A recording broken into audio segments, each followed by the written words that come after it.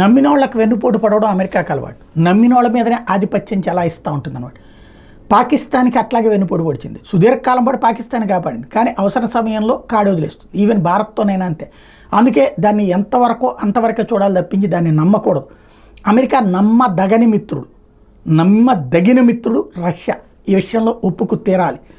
అదే సందర్భంలో ఇప్పుడు ఇదంతా ఎందుకు చెప్పాల్సి వస్తుందంటే, ఇజ్రాయెల్కి నువ్వు వెళ్ళు యుద్ధంలో నీ వెనకాల ఉన్నామని చెప్పినటువంటి అమెరికా కరెక్ట్గా అత్యవసరమైన సందర్భంలో ఆయుధ సరఫరాని నిలిపివేసింది, మళ్ళీ నీతులు చెప్పడం ప్రారంభించింది. According to the reports in Axios, the United States puts a hold on a shipment of US made ammunition to Israel. This is the first time since October 7 that America has stopped a weapon shipment to Israel. Reports suggest that this incident has left the Israeli government officials scrambling to understand why the shipment was halted.